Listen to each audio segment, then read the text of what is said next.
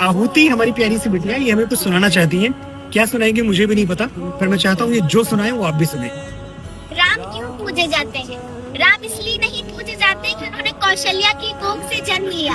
राम इसलिए पूजे जाते हैं क्योंकि उन्होंने वनवास करने वाली कैकई को भी कौशल्या जितना आदर दिया। राम इसलिए नहीं पूजे जाते कि जानकी जैसी देवी से विवाह रचाया।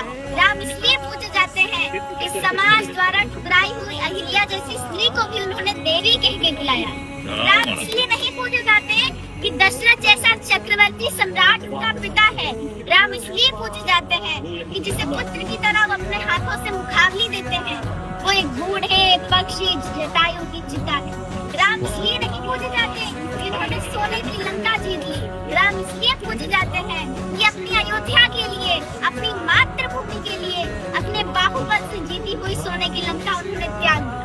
राम इसलिए नहीं पूजे जाते कि उन्होंने रावण की नाभि में तीर भेज दिया। राम इसलिए पूजे जाते हैं कि इस प्रकार विद्वान से जीवन की शिक्षा लेने के लिए उन्होंने लक्ष्मण को उसके चरणों में भेज दिया। राम इसलिए नहीं पूजे जाते कि वो भगवान थे। राम इसलिए नहीं पूजे जाते क्योंकि वो भगवान थे। राम इसलिए पूजे जाते हैं क्योंकि वो मर्यादा में रहने वाले इंसान। मैं एक चीज ऑफिशियली कहना चाहूंगा, ये मैंने आज से तकरीबन 1.5-2 साल पहले लिखा था और जितना अच्छा हमारी आहुति बिटिया ने बोला है मैं जीवन भर कोशिश करके भी इतना अच्छा कभी नहीं बोल पाया। एक बार तालियां आहुति के लिए। You are so blessed.